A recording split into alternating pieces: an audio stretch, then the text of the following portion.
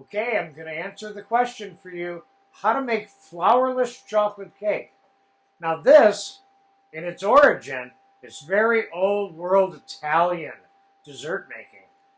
And of course, the French, like so many other things that they've done, that they somehow learned from the Italians, have made this cake very famous in France, okay?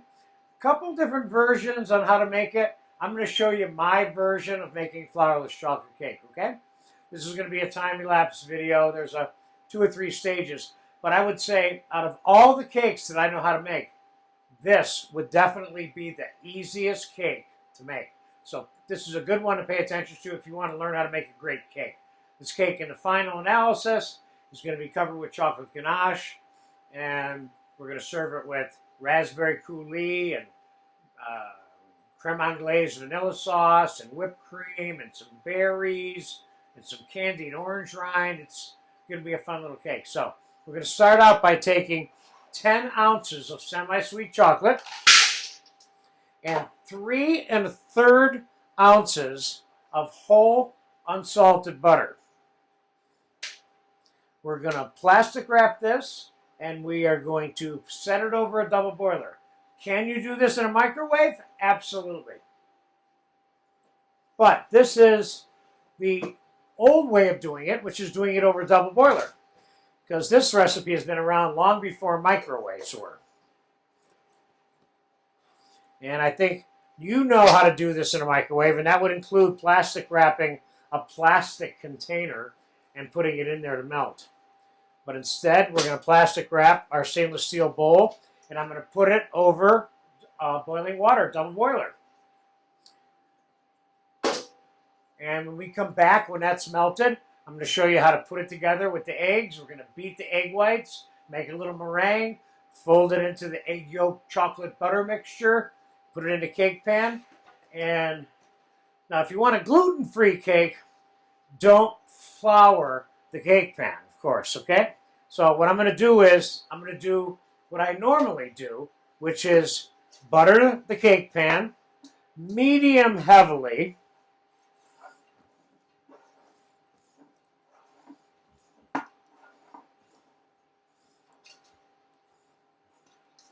you don't want your cake getting stuck after you do the work that you're going to have to do to get this cake done.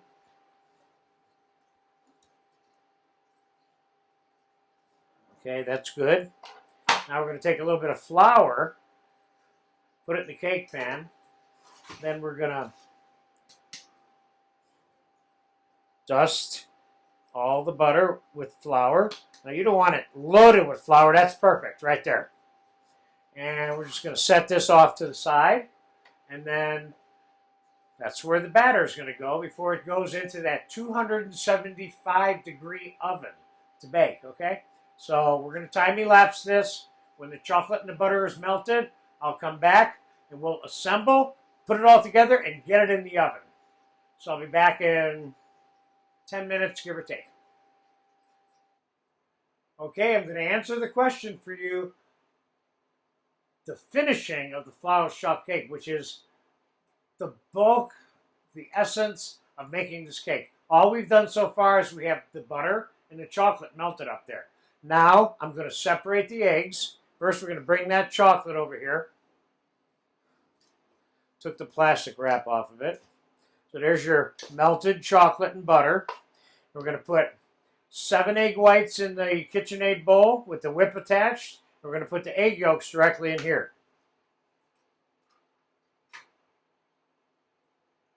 1, 2, 3,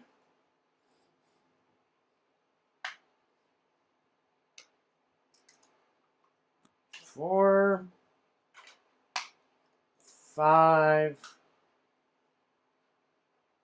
6, 7. Obviously, your fingers are a great egg separator. Okay, so let's get this started. We're going to start whipping this on high speed. And ultimately, we're going to be adding 1/3 of a cup of granulated sugar to these egg whites when they get beaten stiff but not dry, still with soft peaks. So let's get the egg yolk mixed into the chocolate here. You want to make sure that your chocolate stays wet and fluid. So you don't want this sitting around for 10 minutes after it comes off the double boiler. You want to take it off, get your eggs in it, get it whipped, get it mixed together while it's still soft, okay? We got our pan already buttered and floured. I got the oven preheated to 275 degrees. And how long does it take to bake this cake in the oven? I would say 35 to 45 minutes. You can bake it on 300, 3 1/4. I bake it on 275 because I want a soft, what I would call a Duncan Hines spongy texture. This cake is made 2 different ways. It's made the way I'm making it with the soft spongy, or sometimes Grand Marnier is added directly to this mixture, and this cake is baked at a slightly higher temperature for a slightly longer period of time, and it's like a brownie. We're not making that version of this cake. So the egg white, I would like to show you before I add the sugar to it, is stiff, hanging. It's hanging on there. You see there? I'm going to add the sugar to it now, all at once. I have 1/3 of a cup of granulated sugar. There it is. Beat it for 10 to 15 more seconds. It's done right now.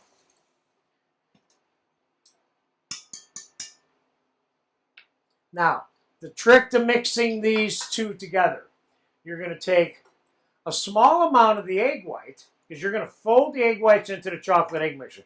You're going to take a small amount of it, like that, and you're going to mix it into this chocolate mix. The reason you're doing this is you want to get this mixture as close to the texture as this as you can, because the closer these two textures are, the faster you'll be able to fold it. And what you don't want to do is you don't want to fold it more than it needs to be folded, because what ends up happening is you end up beating the air out of this by overfolding it, okay? So that we're adjusting the textures of the chocolate so that it's easier to fold, okay? Now, the folding process, real basic. In the middle, all the way to the side, then all the way over. Middle, all the way over. Middle, all the way over. Sometimes you can do a little bit of this also to get it started. You can also fold it with a whisk.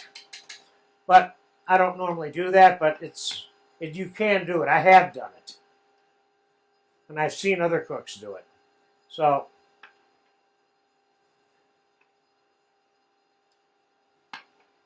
the trick here is to have no egg whites visible when you're done folding. So this 2 things becomes 1 thing. We're just about there, as you can see.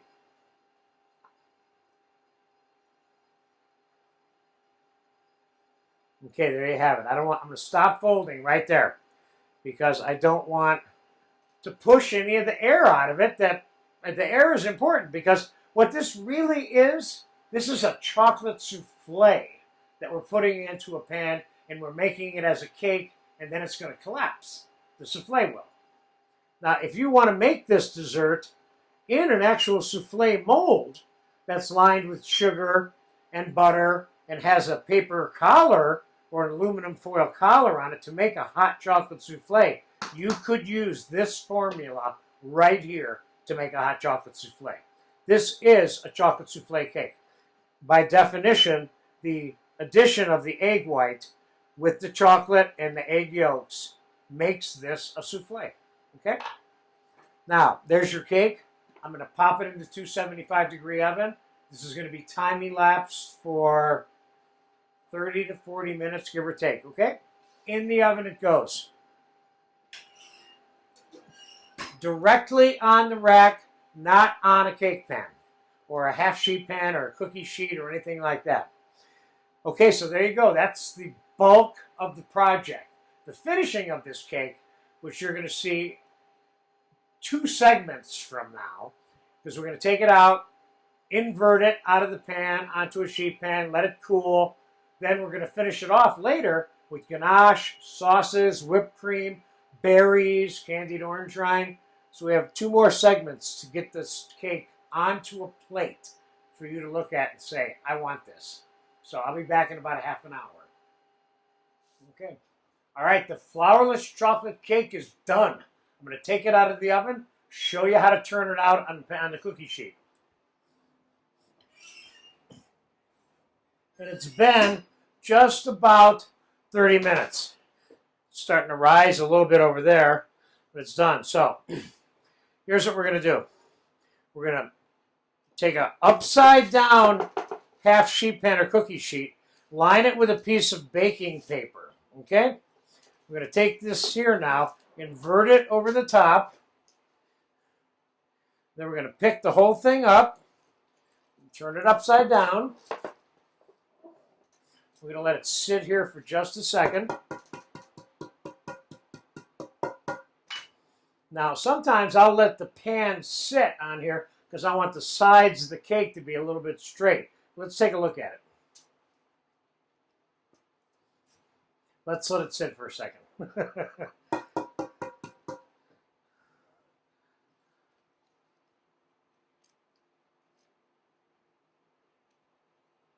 There we go. Notice how that cake came out very nicely. Looks good. And we're going to let this cool. And that's going to be, I don't know, probably an hour. We're going to time-elapse the completion and the plating of a portion of this. And we're also going to decorate a little bit the whole cake before we cut a slice out and put it on a plate and kind of finish it off for you. So for right now, we're going to let it cool. Later, after it cools, we're going to invert it again, take the paper off, cover it with the ganache, and it's going to be ready to slice. So I'll be back in about an hour with a cooled cake ready to finish it off.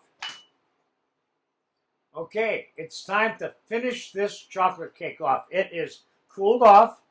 I got a little cake stand here. We're going to do this all in one take. We're going to make some whipped cream, put the ganache on the cake, slice it, get it on a plate, and finish it off as if we were going to serve it to somebody, okay? So let's start by inverting the cake onto the cake platter, cake stand rather.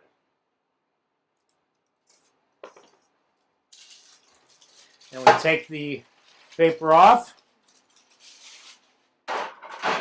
And this bowl I just took out of the refrigerator. We're going to start the whipped cream before I put the ganache on here, so it's whipping, and we'll bring it all together at one time. So I have a cold whip, I have a cold bowl, and I have some fresh whipped cream. Now, I mean fresh cream ready to whip, which is right here. Now you make whatever amount you need. I'm going to put the minimum amount that this machine can do and still whip. Okay, I got 1.5 cups in there. We're going to start mixing it, okay? I am not going to put sugar in the whipped cream. We're going to use unsweetened whipped cream to eat with the cake, okay? So, the ganache, which is cooled, which is, you have the video for. I'm going to put it right on the cake like this.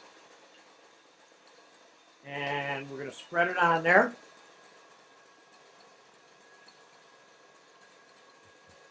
This is very home style, the way we're decorating this now too, don't forget. Until we get to actually putting it on the dinner plate, then it's not going to be home style anymore. But in terms of setting it up at your house prior to the dinner, this would be one way of doing it. And if you had a cake stand maybe a little larger than this one, you could put some fruit and strawberries around the sides of it. But for right now, we're just going to get the ganache on it. I like to decorate like this. This is, first of all, it requires no skill, and it looks so nice and homemade.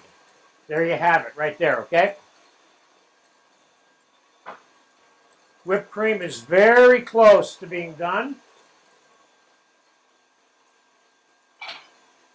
And we're going to put a plate here.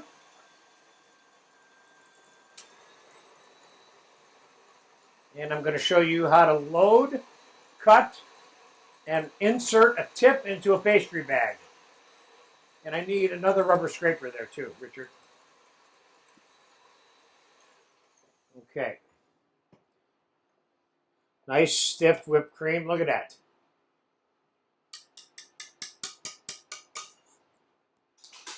And thank you, sir. And here is disposable pastry bag. And we're going to cut the end of this off, being careful not to cut too much. And I have a tip here with a star in it. Now you may opt to buy your whipped cream in a can with a star built into it. That's up to you, but it's important that I show you how this is done too. A little bit more cut here.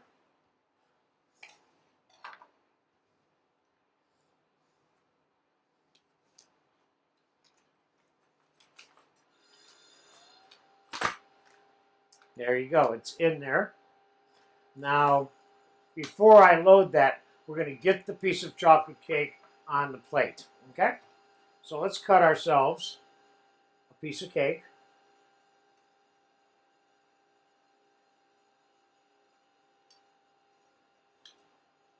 Doesn't get much fresher than this, by the way.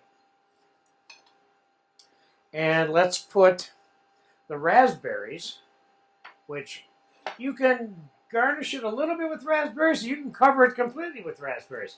I'm going to cover it complete with raspberries because I like that. And I got to tell you, it's one of the nicest ways to eat this cake.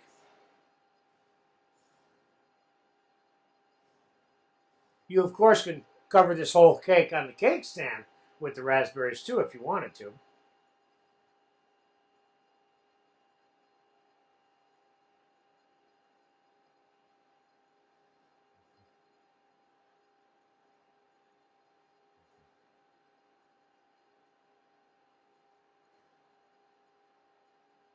I think we got a piece of chocolate cake there with raspberries now. And I think we're going to put a little bit of raspberry coulis, which you have a lesson for in this class. Let's put a little bit of the raspberry coulis on the plate. Let's put a little bit of the vanilla sauce creme anglaise on the plate, which you also have a video for. Let's load up the pastry bag with a little bit of the whipped cream. I'm going to fold this over our hand a little bit. This is kind of a tiny pastry bag, but this is the only amount that I need. Take some of the whipped cream. Let's get it in there. I got enough in there, but I'll put some more anyway. Then I'm going to shake it down. Twist it up. It's ready to pipe right now. So let's do a little pipe. Now there's all kinds of ways of doing this. You could put one floret on here, or you could do a series of things. You could do, I'm going to kind of get a little bit stupid here and just do a series of florets all the way around the plate. There's another way of decorating it. I'm going to leave that alone. And I have some candied orange rind here, which you have a lesson for. I'm going to put a little bit of that on top. This stuff is so good with this particular cake, too. And I have a strawberry here, which I'm going to determine whether or not I like. This plate is getting a little bit busy, and so you know, but these are so nice. You want to leave a little bit of the green on there. You can put maybe a couple of these on here. Maybe you could put 3 of them on there. Maybe you could surround the whole plate with them. Maybe you could put them around this on a larger plate. I'm giving you food for thought. Now, I'm not so sure if I want these out here quite like that. Let's try a couple of these back here.